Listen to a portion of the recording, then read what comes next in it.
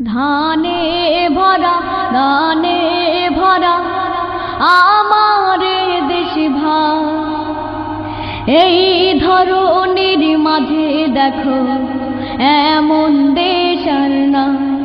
ও এই ধরনের মাঝে দেখো এমন দেশ আর নাই। ধানে ভরা গানে ভরা আমার দেশ ভাই, এই ধরনের মাঝে দেখো এমন দেশ আর নাই। ও এই ধরনের মাঝে দেখো এমন দেশ আর নাই। ধানে ভরা গানে ভরা আমার দেশ ভাই, এই ধরনের মাঝে দেখো এমন দেশ আর নাই। ও এই ধরনের মাঝে দেখো এমন দেশ আর নাই। রূপে ভরা বাংলায় আমার খোদার সেরা দান। ونشهد أن سيدنا وحبيبنا ومولانا محمدا عبده ورسوله الذي أرسله بالحق بشيرا ونذيرا وداعيا إلى الله بإذنه وسراجا منيرا. فقد قال الله تعالى في كلامه المجيد وفي قرآنه الحميد: أعوذ بالله من الشيطان الرجيم. بسم الله الرحمن الرحيم. إن الله وملائكته يصلون على النبي يا أيها الذين آمنوا صلوا عليه وسلموا تسليما. اللهم صل على محمد وعلى آل محمد كما صليت على إبراهيم وعلى آل إبراهيم إنك حميد مجيد.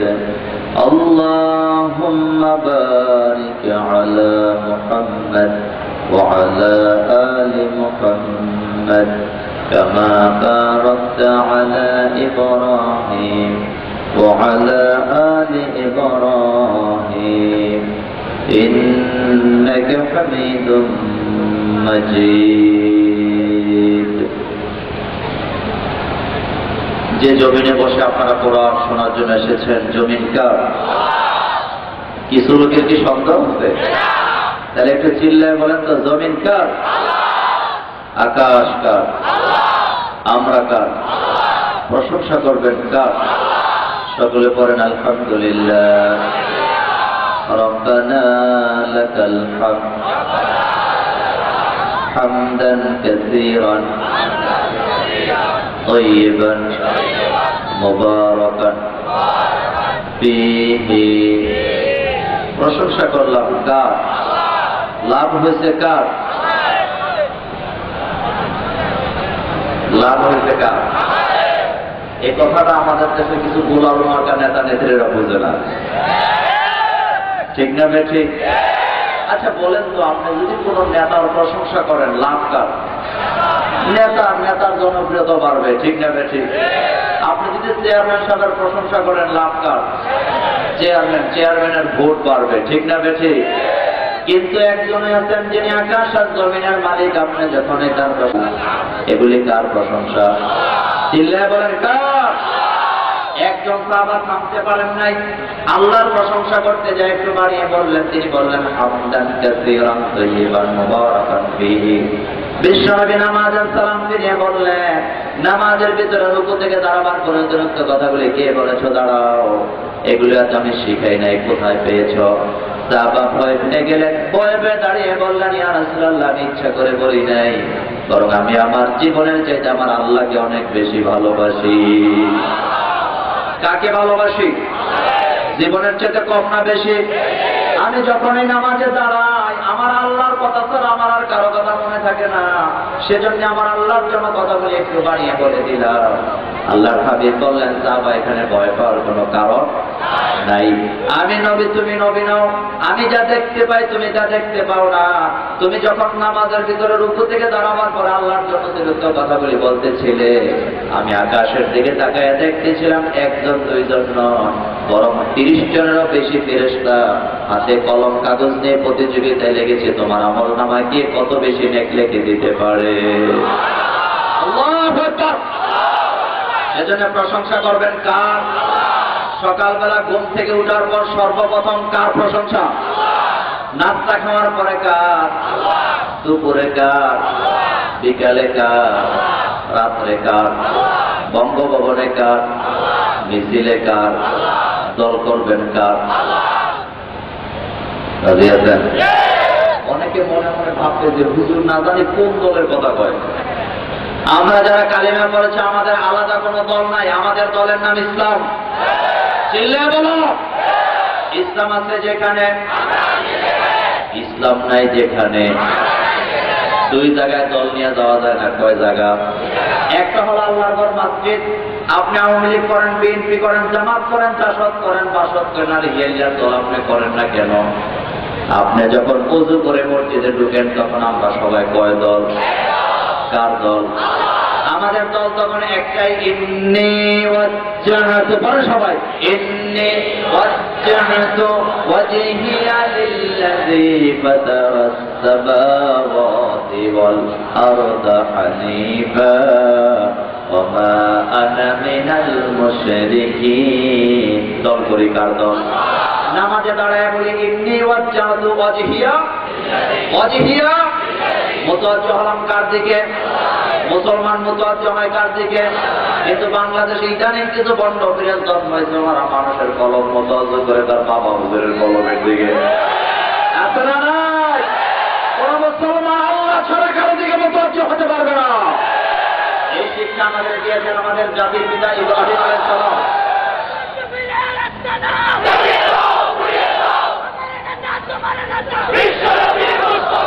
আমার ভাইরা, আমার ভাইরা, আল্লাহ ছাড়া কারো দিকে মুতাওয়াজ্জিহ হওয়া, এই শিক্ষা আমাদের দিয়েছেন আমাদের জাতির পিতা ইব্রাহিম আলাইহিস সালাম।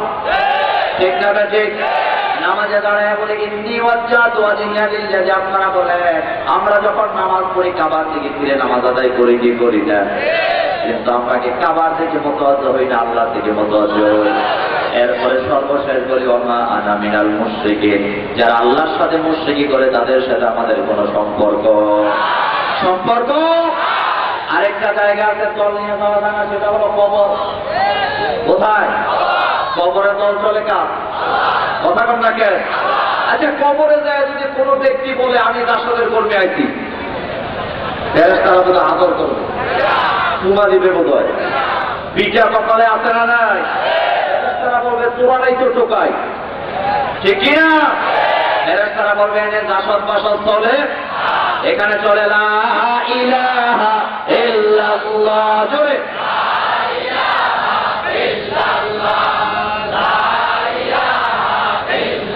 লা ইলাহা ইল্লাল্লাহ মুহাম্মাদুর রাসূলুল্লাহ সাল্লাল্লাহু আলাইহি।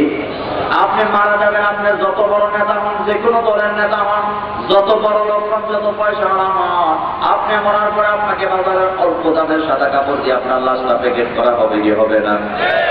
আপনার লাশটা যখন কবরে রাখা হবে একটা দোয়া আছে না নাই? কি দোয়া? বিসমিল্লাহি ওয়া আলা মিল্লাতে, সেখানে রাসূলের দলের কথা আছে না নাই?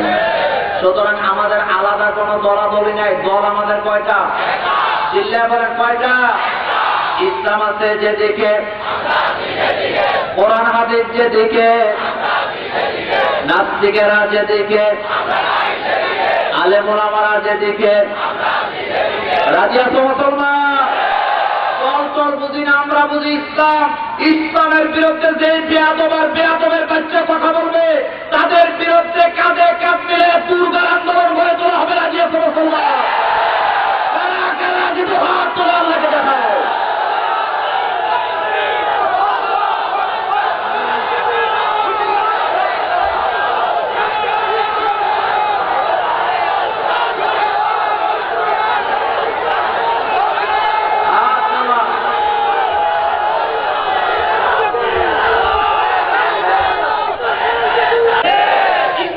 যেখানে শান্তি আছে, ইসলাম নাই যেখানে আরেক চেয়ার দিয়ে মারামারি আছে।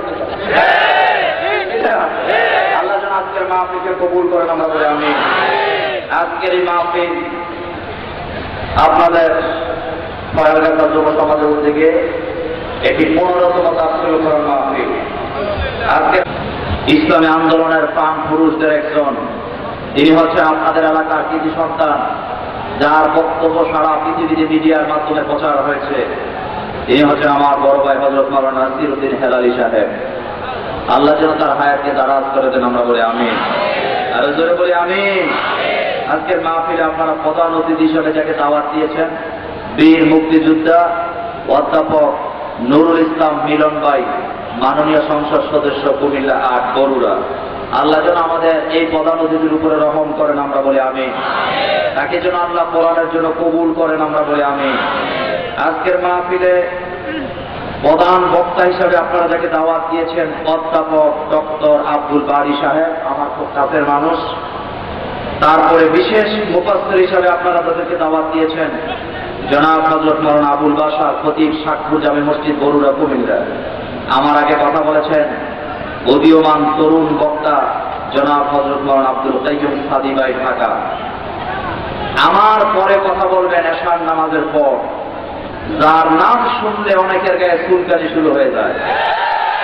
তিনি হচ্ছেন আমার বড় ভাই মুহাদ্দিস আবু নাসর আশরাফি সাহেব। আল্লাহ যেন তার উপরে রহম করেন, আমরা বলি আমিন। তিনি খানিকটা অসুস্থ, আল্লাহ যেন তাকে সুস্থতা দান করে দেন, আমরা বলি আমিন। আজকের মাহফিলে যার কণ্ঠ শোনার জন্য আপনারা দৌড়ে এসেছেন, আসলে আমরা কোনো কণ্ঠের পাগল নেই, আমরা হলাম কোরআনের পাগল। ঠিক না ঠিক? যেই বক্তা কোরআন থেকে হাদিস থেকে কথা বলবে, আমরা আমাদের জীবন দিয়ে ওই বক্তাকে ভালোবাসবো। আর কোরআন হাদিসের বিরুদ্ধে যদি কেউ কথা বলে, তার সাথে আমাদের কোনো সম্পর্ক নাই। ইনি হচ্ছেন সারা বাংলাদেশের বর্তমান বক্তাদের মুরব্বী। আলহামদুলিল্লাহ বলবেন না? কৈশোর থেকে যৌবন, যৌবন থেকে বড় হয়, আর পরে ওনারাই একদিন মুরব্বী হয়ে যায়। মুরব্বীরা ভিতরে চলে গেছেন, এখন উনি আমাদের তরুণদের, যুবকদের মুরব্বী। বাতিলের আতঙ্ক যারা, যিনি ওনার বক্তব্য দিয়ে সারা বাংলাদেশের আনাচে কানাচে সমস্ত যুবকদের হৃদয়কে জয় করে নিয়েছেন, তিনি হচ্ছেন হযরত মাওলানা তারিক মুনাওয়ার সাহেব। উনি অলরেডি চলে এসেছেন, সময় মতো উনি আসবেন। আল্লাহ যেন আমাদের সকলকে কোরআনের জন্য কবুল করে, আমরা বলি আমিন। আমি আর কথা বাড়াবো না। আর অনেক বড় বড় আলেমরা মঞ্চে বসে আছেন, যাদের ছাত্র হওয়ার যোগ্যতা আমি রাখি না। তাদের উপরে শ্রদ্ধা রেখে আমি আমার আলোচনার দিকে চলে যাব। আমি ভূমিকা দেব না, যেহেতু সময় একেবারেই দ্রুত চলে যাচ্ছে। আপনারা অপেক্ষা করছেন যার বক্তব্য শোনার জন্য। আসেন, কোরআন থেকে আমি টুকরা কিছু কথা আপনাদেরকে বলার চেষ্টা করব ইনশাআল্লাহ। তবে স্বেচ্ছাসেবক যারা আছো, মানুষকে আদর করে বসায় দিবেন, কেউ কোনো কথা বলা যাবে না। কারণ আল্লাহ রাব্বুল আলামিন বলেছেন, যখন তোমাদের সামনে আমার কোরআন পড়ে শোনানো হবে, তোমাদের দায়িত্ব হলো তোমরা চুপ করে শুনবা। ঠিক না বেটি? কোরআন যখন তেলাওয়াত করা হবে, আওয়াজ করতে নিষেধ করে দিয়েছেন কে? আমরা জানতে চাইলাম আল্লাহ কোরআন শুনলে আপনি চুপ করতে কেন বলেছেন? আল্লাহ তার জবাবে বললেন, ইন্নামাল মুমিনুনা আল্লাযীনা ইযা যুকিরাল্লাহু ওয়াজিলাত কুলুবুহুম وَإِذَا تُلِيَتْ عَلَيْهِمْ آيَاتُهُ زَادَتْهُمْ ঈমানা। আল্লাহ বলেন আমার মুমিনেরা যখন আমার জিকির করে তাদের হৃদয়গুলি আমার ভয়েতে কম্পমান হয়ে যায়। আর আমার গোলামেরা যখন আমার গোলামদের সামনে যখন কোরআনের আয়াত তেলাওয়াত করে শোনানো হয়, আমি আল্লাহ আমার গোলামদের হৃদয়ের ঈমানকে আরো বাড়ায়া দেই। কোরআন শুনলে হৃদয়ের ঈমান বাড়ে না কমে? সবাই তো কয় না বাড়ে না কমে?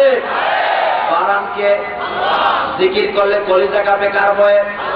কিন্তু বাংলাদেশে তো ইদানিং কিছু জিকির আছে, জিকিরের খেলায় লোক কি করলাম মারি ঘুরে যায় আছে না নাই? আসেন, আমি ভূমিকা দরকার নাই, আমার কিন্তু সময় কম। আচ্ছা আপনারা বলেন, আপনি মেয়ে বিয়ে দিবেন, কতটা খেয়াল করেন, কি বিয়ে দিবেন? তো মেয়ে বিয়ে দেওয়ার জন্য একটা পাত্র পছন্দ করেন কি করেন না? কথা কয় না? করেন কি করেন না? এখন মেয়ে বিয়ে দিবেন, তার কিচ্ছু করে না, সারাক্ষণ ঘরে বসে বসে খায়, এরকমের ছেলের কাছেও কি বিয়ে দিবেন? কথা বলেন, দিবেন? দিবেন না। এবার আসল কথায় আসেন। এই সূরার আল্লাহ রাব্বুল আলামিন 110 নম্বর আয়াতে চমৎকার কিছু কথা বলে দিলেন। এই জমিনটা কার? জমিনে আইন চলা দরকার কার? জিকির চলবে কার? সেজদা চলবে কার? দিন কায়েম হবে কার? কিন্তু আমাদের সৃষ্টি করার আগে আরেকটা জাতি ফেরেশতা জিন ছিল কি ছিল না? কথা কথা কেন? ফেরেশতা ছিল কি ছিল না? ফেরেশতা থাকার পর আল্লাহ বুঝতে পারলেন এই ফেরেশতা দিয়ে আমার জমিন আমার দিন কায়েম করা সম্ভব নয়। সেজন্য আল্লাহর জমিন আল্লাহর দিন কায়েম করার জন্য উপযুক্ত করে যোগ্যতা দিয়া আমাদের আদম আলাইহিস সালামকে বানায় দিলেন কে? কথা খেয়াল করে না বুঝলে কিছু বুঝবে না, এটা খেয়াল করেন। ফেরেশতারা কি আল্লাহর জমিনে আল্লাহর দিন কায়েম করতে পারবে? কথা বলা কেন? পারবে? আচ্ছা ফেরেশতাদের ক্ষমতা বেশি না আমাদের ক্ষমতা বেশি? সবাই তো কয় না। দুনিয়ার সৃষ্টি জগতের সমস্ত ফেরেশতাদেরকে যদি আপনি বলেন যে একটা আরএফএল প্লাস্টিকের চেয়ার বানান, পারবে বোধ হয়? পারবে? ফেরেশতারা কি বিমান বানাতে পারবে? হেলিকপ্টার বানাতে পারবে? এই মাইক্রোফোন বানাতে পারবে? আল্লাহর জমিনে আল্লাহর দিন কায়েমের জন্য রক্ত দিতে পারবে? অনেক আলেম বসে আছেন, ফেরেশতারা হলেন এক ধরনের এইরকম, আল্লাহ যে ফেরেশতাকে যে হুকুম দেন সেটা তারা অন্য কিছু সে বুঝেই না। আমরা বুঝি কি বুঝি না? আমাদের দাঁড়াইতে বললে আমরা বসি, ঠিক না বেঠিক? বসতে গেলে দাঁড়াই, ঠিক কিনা? আচ্ছা আপনারা বলেন তো, এখানে এতগুলি লোক, আমি যদি আপনাদেরকে বলি যে এখন থেকে 10 ঘন্টা আপনারা রুকু দিয়ে থাকবেন, আপনারা কি পারবেন? পারবেন? রাজি হবেন? আপনারা প্রথমে রাজি হইলেও 2 মিনিট পর আমার দিকে তাকাইয়া চোরের মতো নিচে দিয়ে ভাগ্যা দেওয়ার সম্ভাবনা আছে না নাই? কথা বলেন, আছে না নাই? কিন্তু আল্লাহ রাব্বুল আলামিন ফেরেশতা বানাবার পরে কিছু ফেরেশতাকে আল্লাহ বলেছেন রুকু দিয়ে থাকো, কিছু ফেরেশতা সিজদা দিয়ে থাকো, কিছু ফেরেশতা কিয়ামত পর্যন্ত আল্লাহর জিকির করতে থাকবে। যেই ফেরেশতাকে যেই দায়িত্ব দেওয়া হয়েছে ওই ফেরেশতা ওই জায়গা থেকে একটু দূরে সরে যাবে। কিন্তু আপনারা বলেন ফেরেশতারা জিকির করে কি করে না? সিজদা দেয় কি দেয় না? রুকু দেয় কি দেয় না? কিন্তু আল্লাহ রাব্বুল আলামিন চাইলেন এগুলি দিয়ে আমার হবে না, আমি চাই জমিন আমার জমিন আমার দিন কায়েম করা লাগবে। আল্লাহ বুঝতে পারলেন এই ফেরেশতা দিয়ে আমার জমিন আমার দিন কায়েম করা সম্ভব নয়, সেজন্য আল্লাহ সিদ্ধান্ত নিলেন বনি আদমকে বানাবে। জোরে বলুন সুবহানাল্লাহ। এবার আল্লাহ ফেরেশতাদেরকে ডাকলেন, ডাকার পর আল্লাহ বললেন ইন্নী জাইলুন ফিল আরদি খলিফা, আমি জমিনের জন্য খলিফা বানাবো। এখন আল্লাহ যদি জমিনের জন্য খলিফা বানায়, আর ফেরেশতাদেরকে মর্যাদা আরো বেশি দিবে না কম দিবে? বেশি না কম? ফেরেশতাদের যে মর্যাদা ক্ষমতা আদমকে কম দিবে না বেশি দিবে? এটা বুঝার পর ফেরেশতারা বললেন নাহনু নুসাব্বিহু বিহামদিকা ওয়া নুকদ্দিসু লাক। আয় আল্লাহ, নাহনু নুসাব্বিহু, এটা দমায় মুতাকাল্লিমের দিকে, আমরাই তো তাসবিহ করি, আমরাই তো জিকির করি, আপনি আবার জমিনে আদম বানাবেন কেন? এবার আল্লাহ জবাব দিলেন ইন্নী আ'লামু মা লা তা'লামুন, আমি যেটা জানি তোমরা সেটা জানো। চিল্লায়ে বলেন জানো? জমিনটা কার? জমিনে আইন চলা দরকার কার? আল্লাহ বুঝাই দিলেন আমি যেটা জানি তোমরা সেটা জানো না, তোমাদেরকে দিয়ে আমার জমিনে আমার দিন কায়েম করা সম্ভব হবে না, সেজন্য আমার আদমকে আমি জমিনের খলিফা বানায় দুনিয়াতে পাঠায় দেব। এখন আদম সন্তানরা আমরা দুনিয়াতে ছড়াই আছি না নাই? ছড়াইয়া থাকার পর সমস্ত আদম সন্তান দিয়ে কি আল্লাহর জমিনে আল্লাহর দিন কায়েম হবে? কথা কয় না, হবে না, হবে না। কাদেরকে দিয়ে হবে? আল্লাহ পাক এই আয়াতে আমাদেরকে জানায় দিলেন। আল্লাহ রাব্বুল আলামিন কি সুন্দর করে বললেন, কুনতুম খায়রা উম্মাহ। আলহামদুলিল্লাহ পড়েন। তোমরা হলো আমার সৃষ্টি জগতের ভিতরে, আমার মানুষ সৃষ্টির ভিতরে তোমরা হলো কিছু লোক আমার বাছাইকৃত উম্মত। জোরে কোন সুবহানাল্লাহ। দলের ভিতরে আলাদা আলাদা দল আছে না নাই? এক দল গাঁজাখুরের দল, এক দল টেন্ডারবাজের দল, এক দল মদখুরের দল, এক দল বন্ডের দল, আরেক দল হলো অরিজিনাল ইসলাম মানে, এরকম আছে না নাই? এখন আপনি কোন দলে থাকবেন? এই সময় বুখারীতে বলেছেন আমার উম্মতের ভিতরে দল হবে ৭৩। কয়টা হবে? কয়টা হবে? এর মধ্যে একটা থাকবে জান্নাতি, বাকিগুলি। এখন আপনারা বলেন দলের ভিতরে কোন দলটা সবচেয়ে ভালো কাজ করবে, আল্লাহর জমিনে আল্লাহর দিন প্রতিষ্ঠা করার জন্য চেষ্টা করবে, ওই দলটাকে বাছাই করার দায়িত্ব কার? সুবহানাল্লাহ বলবেন না? বাছাই করার দায়িত্ব কার? সেই কথাটা আল্লাহ রাব্বুল আলামিন বললেন, কুনতুম খায়রা উম্মাতিন উখরিজাত লিন-নাস। তোমাদেরকে আমি মানুষের মাঝ থেকে বাছাই করে নিয়েছি একদল লোক যারা হলো শ্রেষ্ঠ উম্মত, শ্রেষ্ঠ দল। যেরকম সুবহানাল্লাহ। এখন আপনি কি শ্রেষ্ঠ দলে থাকবেন না ২ নাম্বার দলে থাকবেন? কয় নাম্বার দল? কয় নাম্বার? ১ নাম্বার দলে থাকতে চান তাহলে কিন্তু কোয়ালিটি লাগবে কি লাগবে না? কোয়ালিটি লাগবে। কোয়ালিটি হলো আপনি আর্মিতে লোক নেবেন, একটু খেয়াল করেন, সেনাবাহিনীতে লোক নিবে, যে যাবে তারই বোধহয় নিবে। কথা বলা, যে যাবে তারই বোধহয় নিবে না। পুলিশের লোক নিবে, যারা লাইনে দাঁড়াবে তাদেরকে নিবে। কিছু যাচাই বাছাই আছে না নাই? তার মধ্যে কোয়ালিটি আছে কিনা, যোগ্যতা আছে কিনা, শারীরিক সক্ষমতা আছে কিনা, মন মানসিকতা আছে কিনা, সবগুলি পরীক্ষা নিরীক্ষা করা হয় কি হয় না? হয় কিনা বলে? এখন জমিন আমার আল্লাহ বলেন এই দুনিয়ার সমস্ত মানুষকে আমার দিন কায়েমের দায়িত্ব আমি দেই নাই, আমি বাছাই করে নিয়েছি তাদেরকে যারা আমি যেখানে বলি রক্ত দেওয়ার জন্য তারা সাথে সাথে রক্ত দেওয়ার জন্য প্রস্তুত হয়ে যায়। তাদেরকে বাছাই করেছেন কে? আমার জমিনে হাজার হাজার মানুষ আছে, সকল লোককে আমি আমার শাহাদাতের জন্য কবুল করি নাই। যারা শাহাদাতের তামান্না শুনলে তাদের রক্তগুলি টকবক করে গরম হয়ে যায়, আমি তাদেরকে পছন্দ করি, তাদেরকে আমি শহীদি মর্যাদা দান করে দেই। কার কথা? সুতরাং কোটি কোটি মানুষের কাছ থেকে সবাইকে আল্লাহ শাহাদাতের মর্যাদা দিবেন না। যারা শহীদ হওয়ার জন্য যোগ্যতা অর্জন করেছে, শাহাদাত হওয়ার জন্য নিজের মন মানসিকতাকে তৈরি করে নিয়েছে, তাদেরকে শহীদের মর্যাদা দান করে দিবেন কে?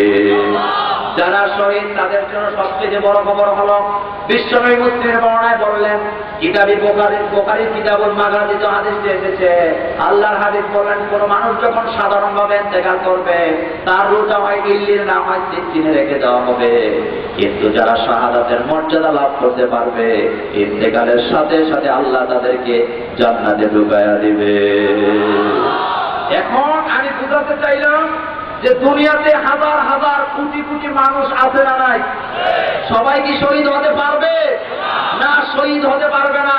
শহীদ হবেন তারা যারা নিজেদেরকে শহীদ হওয়ার জন্য যোগ্যতা অর্জন করেছেন, যারা নিজেদের জান, মাল, চরিত্র সবকিছু দিয়ে রক্ত দিয়ে আল্লাহর জমিনে আল্লাহর দ্বীন কায়েমের জন্য শপথ নিয়েছেন, এক পা পিছু হতে যাবে না।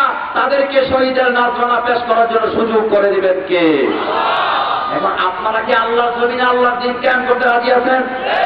রাজি থাকলে দ্বীন কায়েম করতে যায় যদি আপনাকে জীবন দেওয়া লাগে, শহীদ হওয়া লাগে, সেই শহীদ হতে গিয়ে রাজি আছো মুসলমান? হাজার হাজার লোক যদি শহীদ হতে হয়, আমার মতো মোল্লা নাজিমের কল্লা যদি দিতে হয়, আমরা কল্লা দিয়ে রক্ত দিয়ে বাংলার জমিনে আল্লাহর দ্বীন কায়েম করতে গিয়ে রাজি আছো মুসলমান? কারা কারা রাজি আছো? তো হাত তুলে আল্লাহকে দেখাও।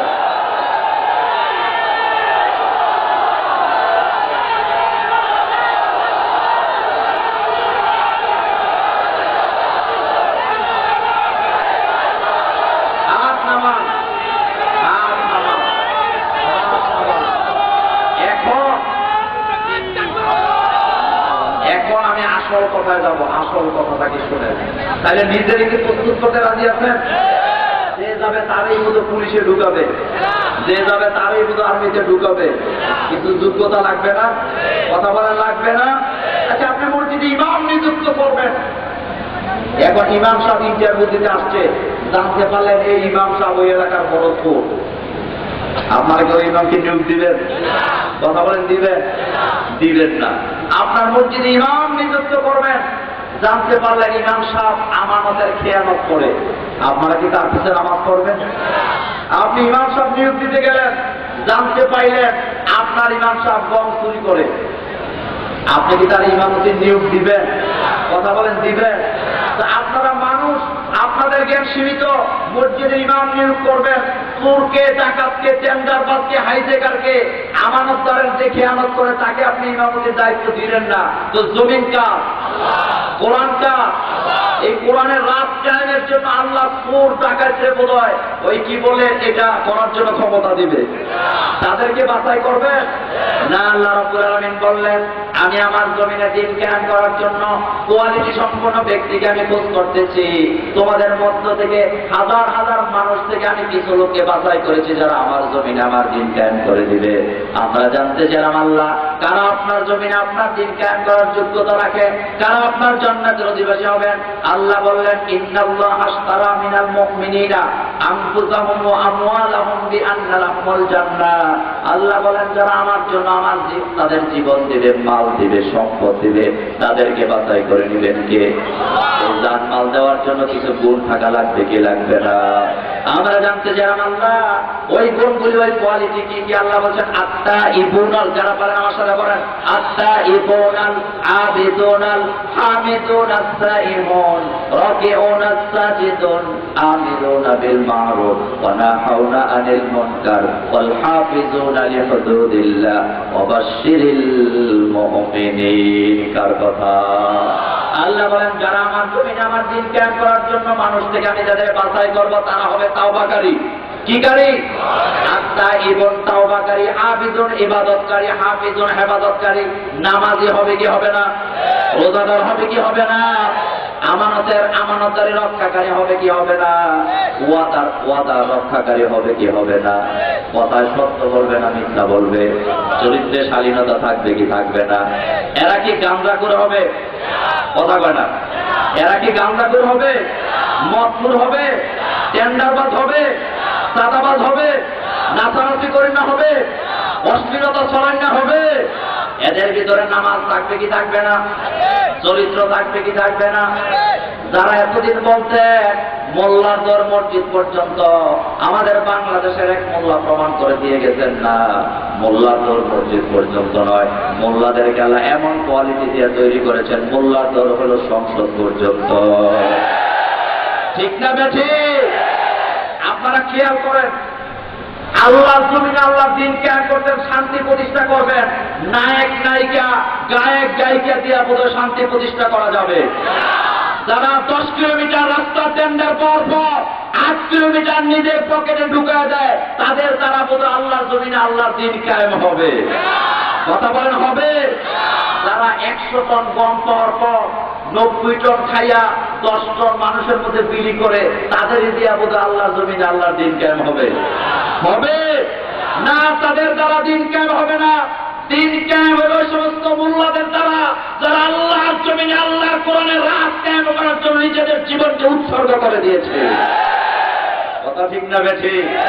যেই সংসদে মোল্লা থাকে ওই সংসদে শিরিক চলতে, কথা বলেন, চলতে। আপনাদের মনে আছে আমাদের মোল্লা, আমাদের আল্লাহ যখন সর্বপ্রথম সংসদে গেলেন, সংসদে যাওয়ার সময় তার গায়ে ইসলাম আছে না নাই? কথা কর না কেন?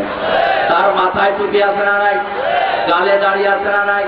মুখে হাসি আছে না নাই? আপনার এই কাঁধের উপরে রুমাল আছে না নাই? সংসদে ঢোকার পর তিনি যখন দেখতে পেলেন পবিত্র সংসদে শিরিক চলতেছে, তিনি প্রতিবাদ করলেন কি করলেন না? চিল্লায় বলেন, করলেন কি করলেন না? আপনারা বলেন, বাংলাদেশের সংসদ পবিত্র না অপবিত্র? পবিত্র না? এই পবিত্র সংসদে নায়ক নায়িকা, গায়ক গায়িকা, নাস্তিক ঢুকে যারা অপবিত্র করে গানের ব্যবস্থা করেছে, তারা কখনো বাংলাদেশের দেশপ্রেমিক নাগরিক হতে পারে না। কথা ঠিক না বেশি? এখন আমাদের আল্লামা যখন ওখানে ঢুকলেন, প্রতিবাদ করলেন কি করলেন না? উনি প্রতিবাদ করার পর আপনারা খেয়াল করেন, উনি যখন বক্তৃতা দিতেন, বক্তৃতার শুরুতে আল্লাহর নাম আছে না নাই? নবীর উপরে দুরূদের ব্যবস্থা আছে না নাই? বক্তৃতার শেষে আল্লাহর প্রশংসা আছে না নাই? বক্তৃতার মাঝখানে কোরআন হাদিস আছে না নাই? যারা কোরআন হাদিস দিয়ে বক্তৃতা দেয় তাদের বক্তৃতা মজা লাগে না তিতা লাগে? মজা লাগে কি লাগে না? তিনি যখন বক্তৃতা দিতেন কোরআন হাদিস দিয়া দিতেন, স্পিকার সব তাকায় থাকতেন চাতক পাখির মতো, মনে মনে ভাবতেন আহারে এই মোল্লা এতদিন কোথায় ছিল, এত সুন্দর বক্তৃতা কি মানুষে দিতে পারে নাকি? আর এখন যারা বক্তৃতা দেয় সংসদে দাঁড়ায় গালাগালি ছাড়া আর কিচ্ছু, গালাগালি ছাড়া আর কিচ্ছু। তো যারা গালাগালি করে হুক্কা খায়, গাঁজা খায়, বোতল খায়, তাদের দিয়া বোধ আল্লাহ আল্লাহ জমিনে দিন জ্ঞান করবে। আপনারা মোল্লারা বলেন তাদের দিয়া করবে না, আল্লাহ তাদের দিয়া করবেন না। ওই সমস্ত মোল্লাদেরকে দিয়ে আল্লাহর জমিনে আল্লাহ দিন জ্ঞান করবে যারা কথায় কথায় আল্লাহ আল্লাহ রাসূলের বাণীকে প্রতিষ্ঠা করে দিতে চায়। এখন আপনারা কি নাস্তিকের সাথে থাকবেন না মোল্লাদের সাথে? নামাজিদের সাথে না বেনামাজির সাথে? নামাজিদের সাথে আমাদের থাকতে বলে দিয়েছেন কে? আল্লাহ নিজে বলেছেন ইয়া আইয়াতুহান নাফসুল মুতমাইন্নাহ ইরজি'i ইলা রাব্বিকি রাদিয়াতাম মারদিয়া ফাদখুলি ফি ইবাদি ওয়াদখুলি জান্নাতি। আল্লাহ বলেন আমার নামাজিদের সাথে মিশো, নামাজিদের দল করো, নামাজিদের সাথে আমার জান্নাতে চলে যাও। সুবহানাল্লাহ পড়ো।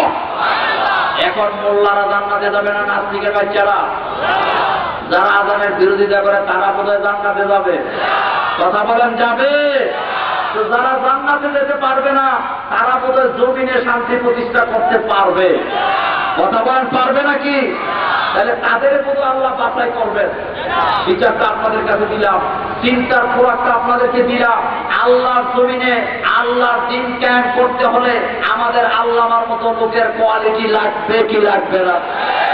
লাগবে কি লাগবে না? সুতরাং দল বুঝি না, মত বুঝি না, আমরা বুঝি ইসলাম। আল্লাহর জমিনে যারা ইসলাম দিয়ে রাষ্ট্র চালাইতে পারবে, রাষ্ট্র চালাতে চাইবে, আমরা তাদের দল করব। ভবিষ্যতে তাদেরকে সংসদে পাঠাবো, রাজি আছো মুসলমান? তাহলে আখের রাজি তো হাত উঠে আল্লাহকে দেখাও।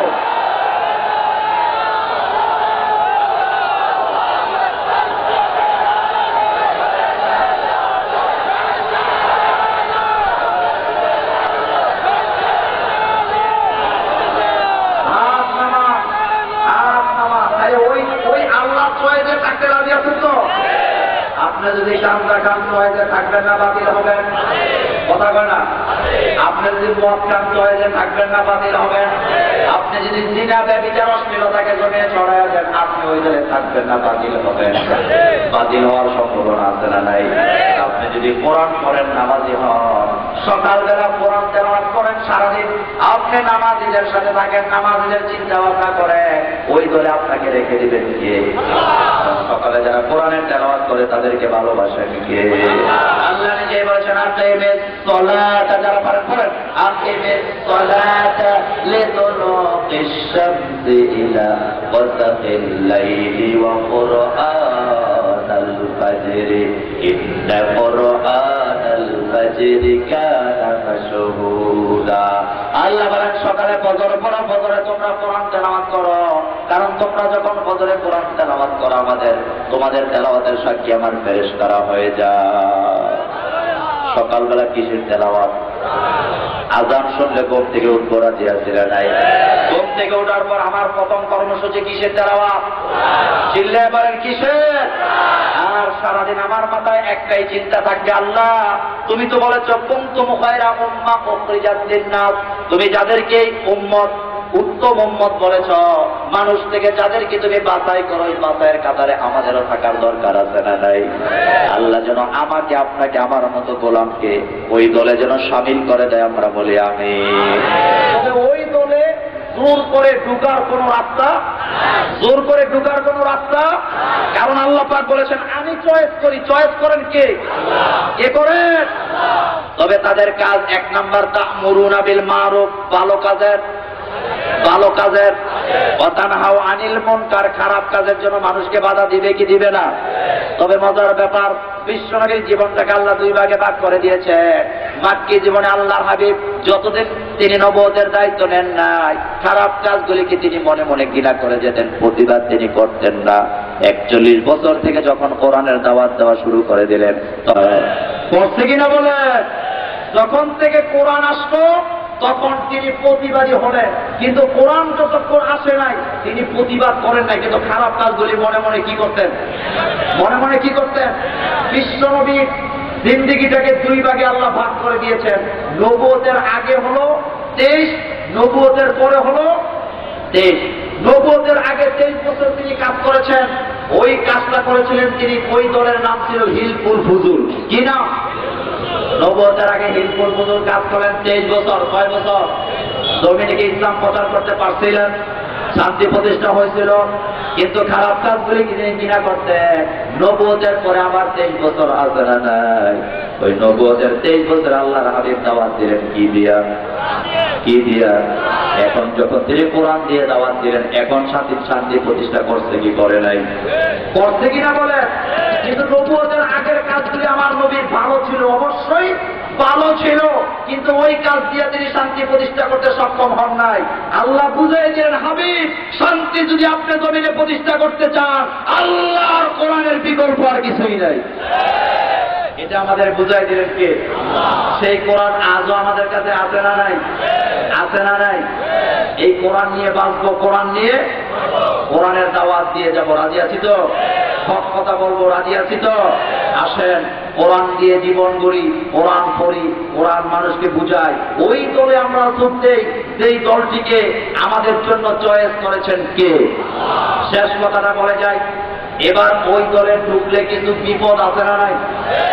কথা কয়, বিপদ আছে না নাই? আচ্ছা, নবীরা ওই দলে ছিল কি ছিল না? নবীরা বোধহয় রক্ত দেয় নাই, নবীরা বোধহয় শহীদ হয় নাই, নবীরা বোধহয় ফাঁসির মঞ্চে যায় নাই। আল্লাহ বলছেন, ওয়ায়াকুলুনা নাবিয়্যিনা বিগাইরি হক, তারা আমার অসংখ্য নবীকে বিনা অপরাধে হত্যা করে দিয়েছে। এটা কোরআনে আছে না নাই? তাইলে বুঝা গেল, আল্লাহ যাদেরকে আল্লাহর জমিনে দিন প্রতিষ্ঠা করার জন্য চুজ করবেন, চয়েস করবেন, তাদের কপালে কিছু বিপদ আছে না নাই? হামলা আছে না নাই? মামলা আছে না নাই? মাইল আছে না নাই? জেল আছে না নাই? এরপরের আয়াতে আল্লাহ জানাই দিলেন, হামলা হবে, মামলা হবে, মাইল খাবা, জেল খাবা, তবে নৈরাশ হওয়ার কোনো কারণ নাই।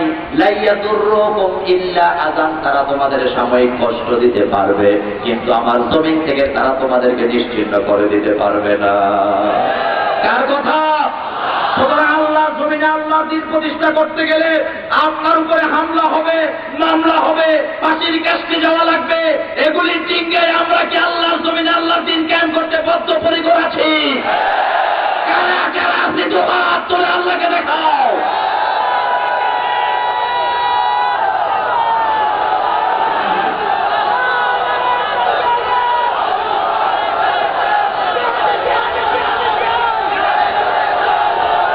এখন ওই কোয়ালিটি আমাদের মধ্যে থাকার দরকার আছে না নাই? তবে ওই কোয়ালিটি অর্জন করলে কিছু মাইকের খাওয়া লাগবে, বিপদ আসবে। পরের আয়াতে আল্লাহ বলে দিলেন, লাইয়াদুররুকুম ইল্লা আযান, তারা তোমাদের কষ্ট দিবে, কিছু সাময়িক কষ্ট, তবে তোমাদের জমিন থেকে বিতাড়িত করতে। এটা যেন আল্লাহ সকলকে বোঝার তৌফিক দেয়, আমরা বলি আমিন। ওয়া আখিরু দাওয়ানা আনিল হামদুলিল্লাহি রাব্বিল আলামিন। আসসালামু আলাইকুম ওয়া রাহমাতুল্লাহি ওয়া বারাকাতুহু।